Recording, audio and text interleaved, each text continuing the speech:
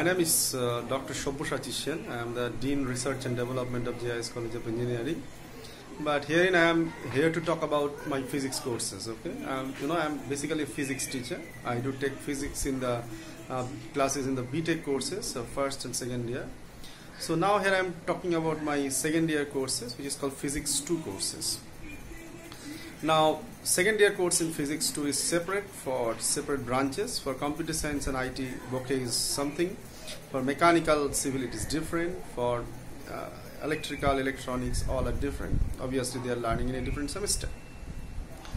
Now, it is stream specific. It is as per the requirement of your own subject. Okay. Say in the Computer Science and IT syllabus, we have added the latest computation like quantum computation.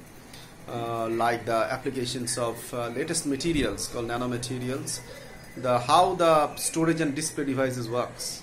These things are not so much connected with the mechanical and civil engineering, who are also learning physics 2 in this course. So we have kept courses like the ultrasonics, okay, which is applied in mechanical and civil. The concept of building acoustics for civil, which is not needed for you. So basically, we have made it stream specific. We made a thorough analysis of the requirement of your course from your department, from your alumni, from the existing student. We made a survey. Based on that, course objective and outcome was framed, and let me present the same now. Now the course objective of this Physics 2 course for CSE and IT student is that is to introduce topics, okay, is to apply quantum mechanics for learning the latest of computation called quantum computation, learn quantum logic gates. Is to, as a student, you get comprehend about the hardware sectors of your devices, okay, the storage, display part, and also the latest storage devices. You know, the entire electronics is moving very fast, and that is because of the revolution in semiconductors and now the nano devices. Okay, so an introduction to that. So that will be another objective of this course. And also this entire communication system, okay, it's based on the electromagnetic theory. Okay, so we'll also provide you some glimpses of electromagnetic theory, because later on you have got courses on the analog communication and digital communication. Okay.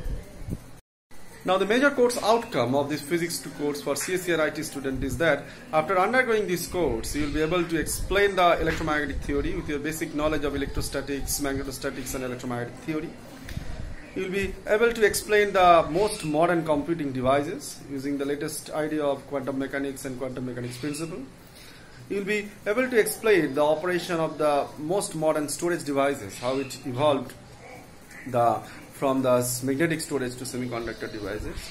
You will be able to judge the requirement of the latest material for the purpose of computing, for the circuit design, and for the storage material, that is the ideas of nanomaterials. Okay, so let us, and you know, this is closely connected with your own program, so you can get that in the course outcome, program outcome mapping also. On the screen you can see the various modules that are present in this course, and you can also see the module that we will be starting with.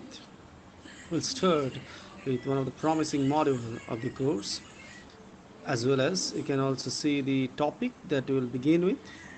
And in this particular class, whatever we will be focusing on, the related prerequisite, what is the objective of the class, and you know, if at the end of the class you're supposed to get something from me, that is the outcome of the session.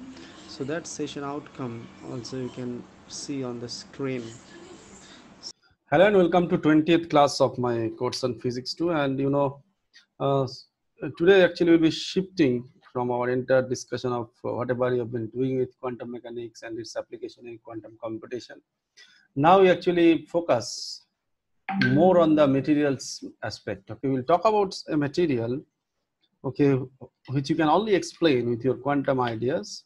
And these materials are very special kind of materials, which is beyond those metal insulators and semiconductor that you know from your solid state physics courses or basic electronics courses.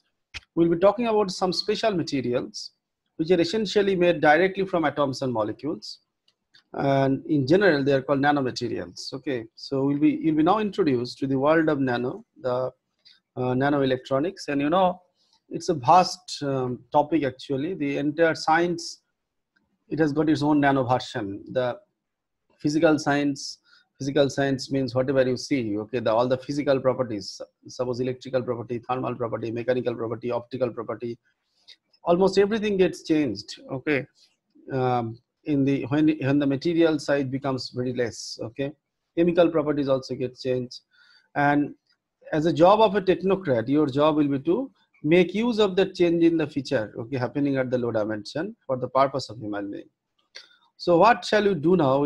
My job is to now introduce you with the world of nanomaterials. We'll be talking about what are nanomaterials. The modus operandi of the discussion would be that I'll be talking about what is nano and what are nanomaterials, what are the examples of nanomaterials, what is the speciality of these nanomaterials, that is, what is the need of studying them separately, okay, that has to be clarified, and then classifications of these nanomaterials. And if you understand this, you will automatically, some of the essential applications of them will come up. But mind it, each property, each application has its own branch, okay.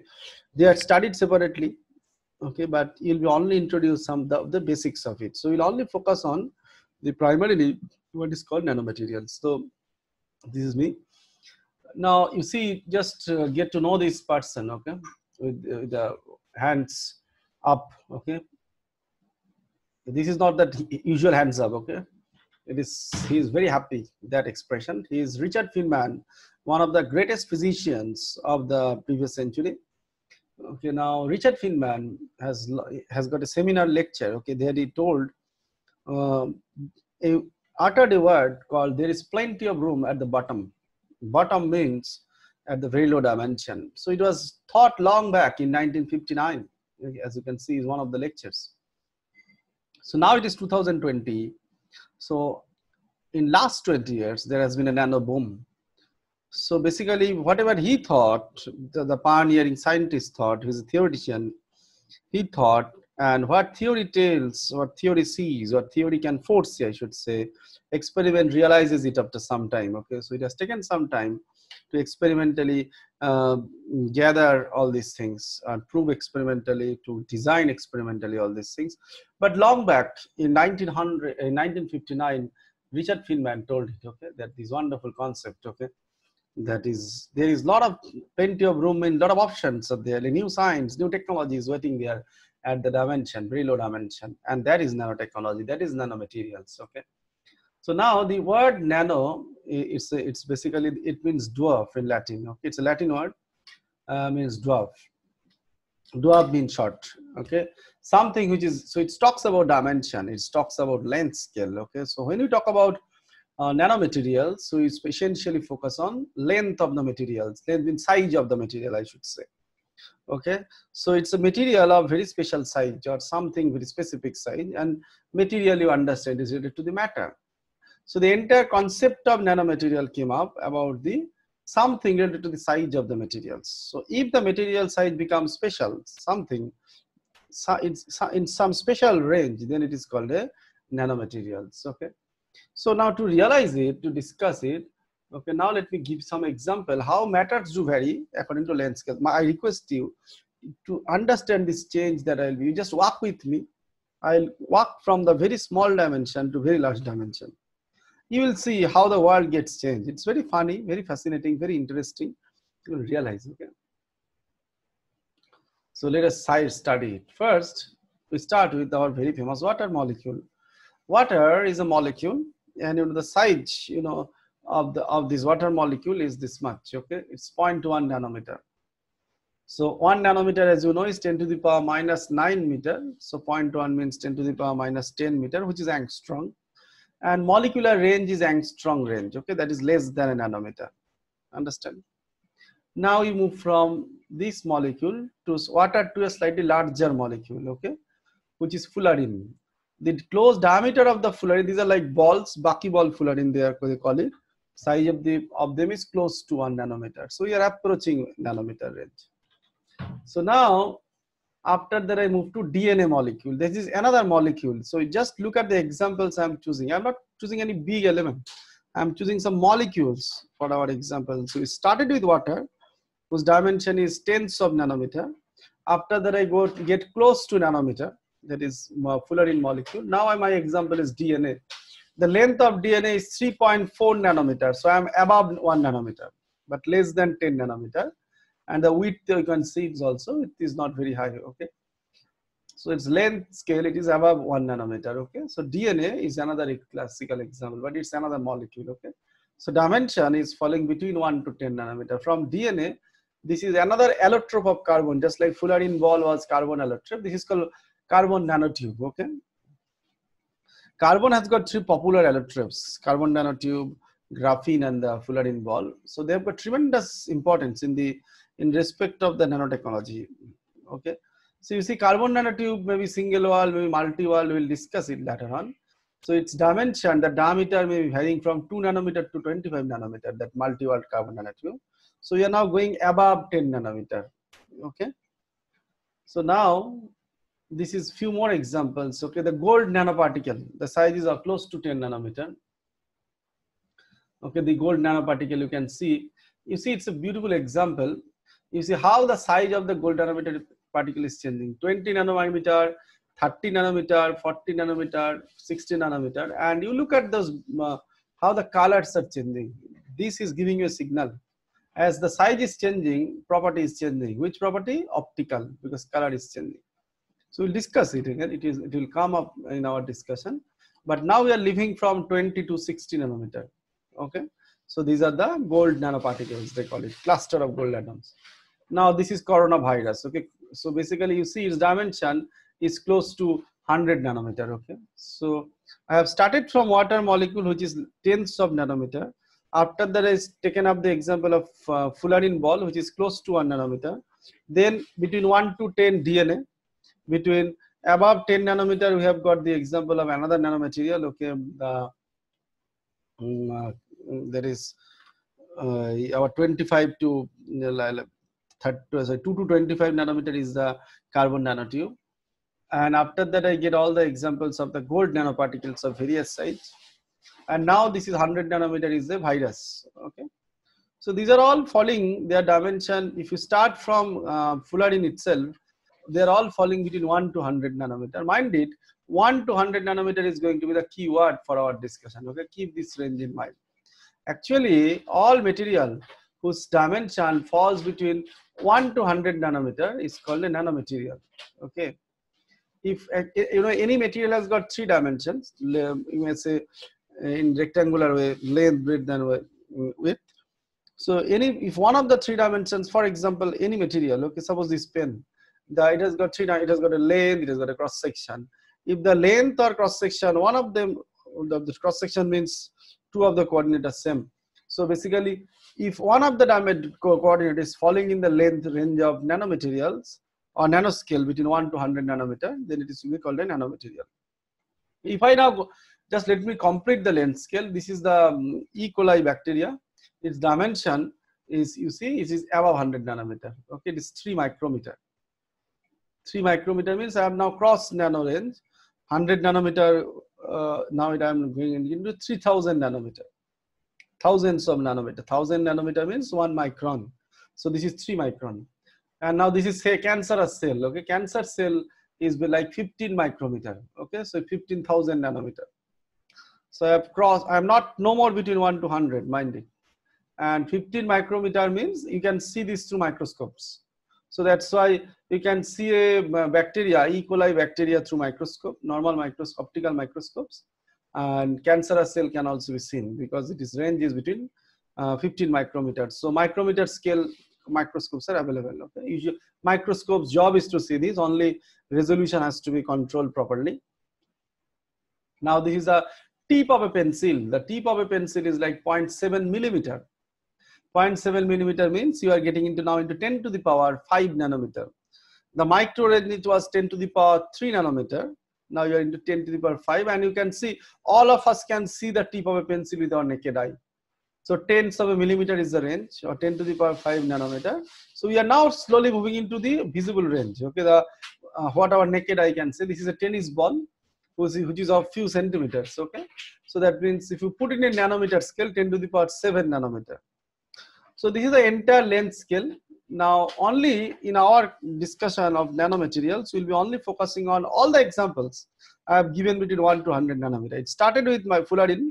Next example was DNA. From DNA to carbon nanotube to gold nanoparticles. Okay, I ended up with the virus. Okay, but any material whose dimension falling between 1 to 100 nanometer is called a nanomaterial. Not all the dimension, at least one of the 3 dimensions. If all 3 are in the nano range, that is also very good news. But if one of the 3 dimensions are falling in the 1 to 100 nanometer range, that is going to be called a nanomaterial. And nano range means 1 to 100 nanometer. Okay, so it's a very popular examination MCQ question. What is nano range? It is 1 to 100 nanometer. Any material whose one of the 3 dimensions in the nano range is called a nanomaterial. I request you to go through that YouTube video. I've given the link. It will talk about the rates. Now look at some of the, now what you see, you will see very soon. I will make a short journey how the property of the material or the feature of the material changes the moment you enter the nano dimension, enter into this small dimension. Unique physical property which is available in the large scale, in the macroscopic scale, it will be completely modified, will have a drastic change. Okay, if you enter into the nano range. Okay, based on that, if you could manipulate, if you could control those change in the property of the material the moment you nano range, then you can develop nanotechnology. Now, nanotechnology is the most modern technology. It will be sustaining for years now. So there, your job is to control at everything at the atomic and molecular scale. Now, it has got tremendous application in every sectors of our life. I'll go to the application after some time. Now, before that, you see, these are some popular examples of the nanomaterial. One of them, you can see the animation. Okay, that is not, okay, that is a robot basically. Okay, that is called a nanobot. Nanobots are used in the medical for surgery purpose. Okay, the size of the nanobot is very low. It is in the between 100, less than 100 nanometer. So you can see you can see there, it will work there. It will be moving into the blood vessel. It can clean some of the clots there, etc., etc. And the other one, the top one, is that the nano drug delivery system. It is doing the job of targeted drug delivery. It is directly killing the cancerous cell. Okay, so these are all okay. You can see simulated environment created. Okay, the cancerous cell is now, you can see there nanomolecular drugs are going, and it is actually killing those cancerous cells. Okay, only the cancerous cells it is hitting. It is not affecting the other parts of the body. Please see the animation very carefully. So those nano drugs are there, are molecular drugs. The actual drug, actual toxic material is coated with nanomaterial. Okay, so it will only go to the cancerous part of the body, marked in green there in the picture, and it will kill it. Okay, and red one is the normal body parts. Main problem with the old cancerous treatment is that it kills a lot of good body cells also. So that is not going to happen if you use the molecules coated with the nanomaterials. Okay, so these are some of the popular application in the medical technologies, but we'll be mainly focusing on the electronics part of it in our course. Okay, now this is just same story. Okay, we started with water. Okay, which dimension is less than a nanometer. Okay, after that, so many examples I have given. It may be the fullerene ball, it may be the DNA itself, DNA, RNA, okay, the carbon nanotube, the gold nanoparticles, okay, all these are falling into the 1 to 100 nanometer range. So all of them are examples of nanomaterial. Okay, the bacteria, obviously not beyond this. Bacteria is in the micrometer range. These are some more popular examples of the nanomaterials. Okay, now that ball is the fullerene ball, whose dimension is close to, the diameter is close to a nanometer. That green one is the carbon nanotube. I just told you it's diameter of the ring of the cylinder falls between 2 to 25 nanometer. The graphene sheet is there, whose thickness is falling in the nano range. And if you keep many graphene sheet stacks, you make a graphite. Okay, we'll discuss the graphene sheet in length.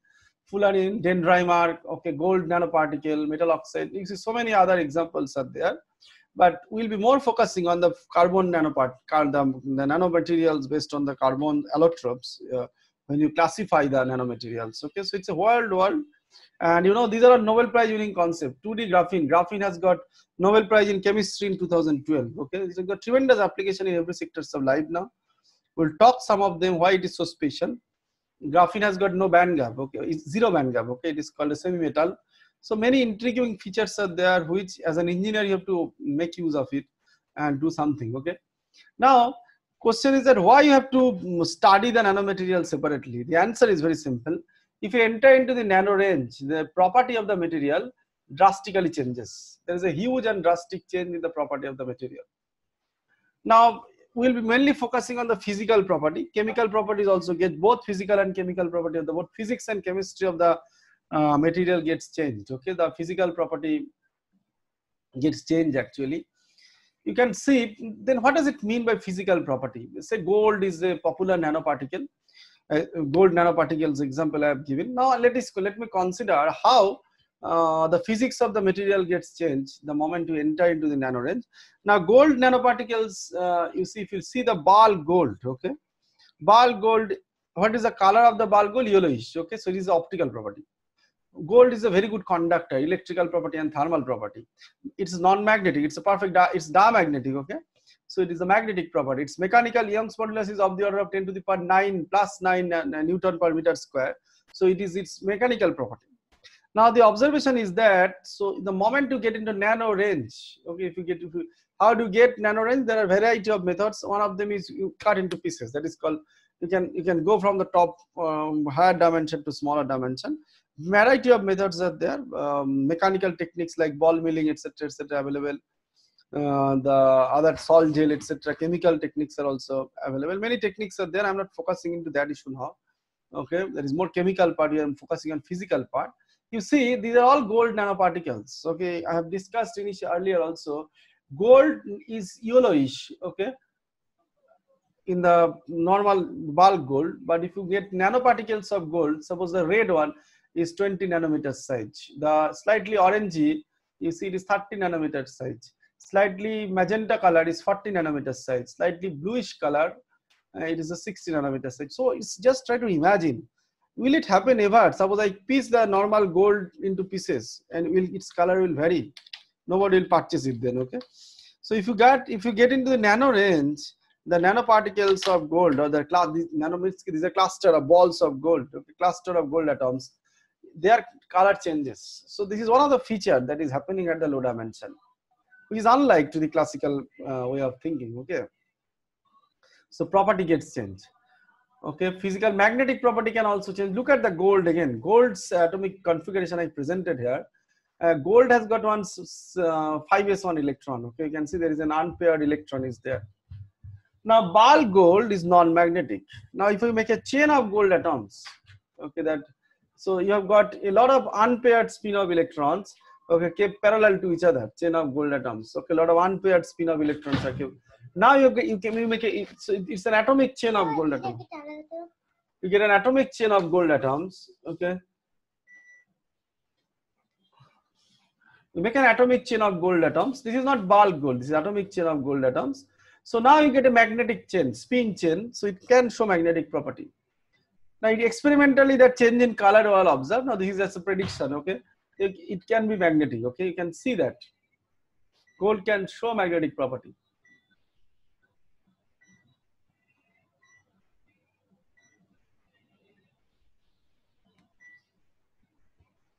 It can show magnetic property.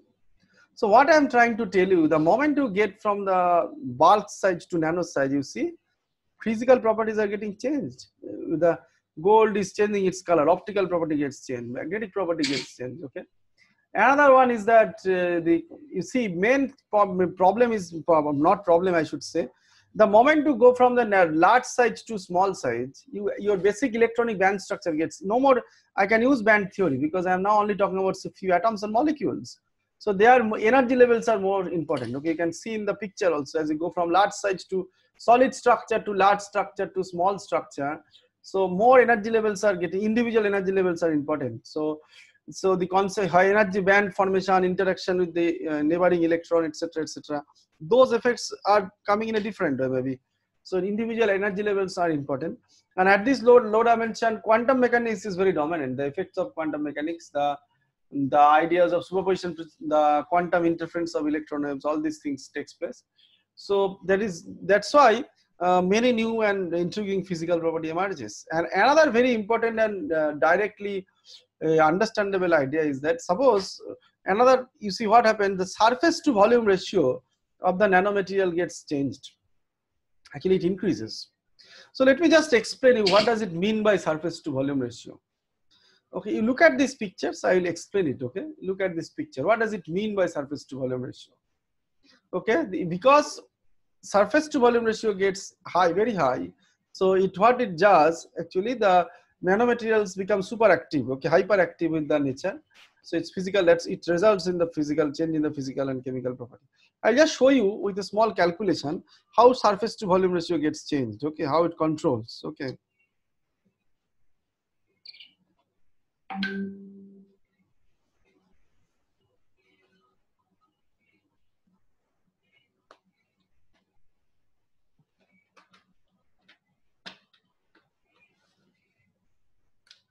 Please see how it changes.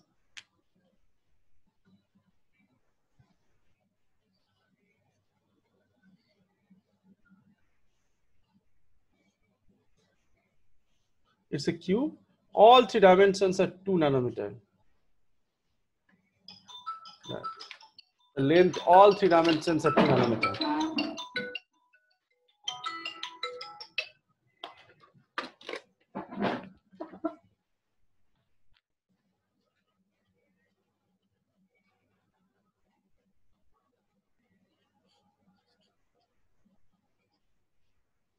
All are 2 nanometer, okay.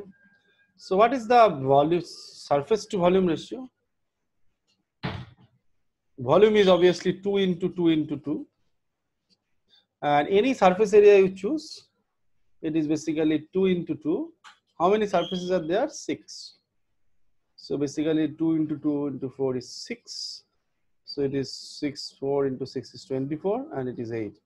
So it is 3:1. So for this case, surface to volume ratio is 3:1. Now suppose I cut into pieces. Okay. Suppose I cut it. Suppose I cut it. Okay, I just cut it from here. Okay, half size I cut it. So if I cut it here, so I'll get how many cubes? I'll get this much.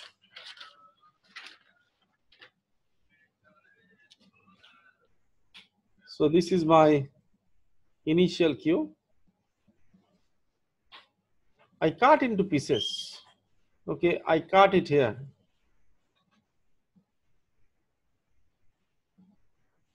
I cut this into pieces. So I'll get some smaller cubes like this. Suppose this is one cube. Each cube having dimension 1 by 1 nanometer. Okay, this is 1 nanometer by 1 nanometer. This is another cube.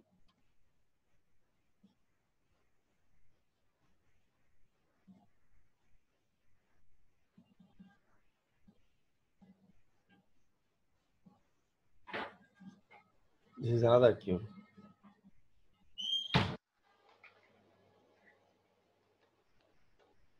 So this is top 4. This is this part I have covered.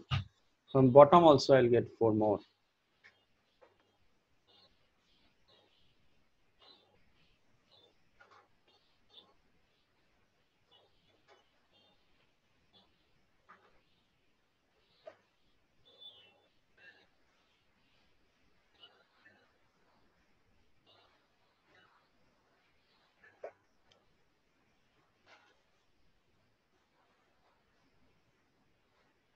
So 8 is there. So now I want to again calculate the surface to volume ratio. So what is the surface area of 1 cube? 1 into 1. How many faces it has got? 6. Understand? Now, how many cubes I have got? So this is 1 cube. That is that calculation I have done. And these are the faces which are exposed to the nature. Now, not just this face, for the other, because I have cut into pieces, these faces which was earlier inside, now it is open. These faces which was earlier inside, these faces which was earlier inside, these are open. So I have to consider the contribution of each and every cube. So altogether I have got 8 cubes. And the total volume of the 1 cube is 1 into 1 into 1.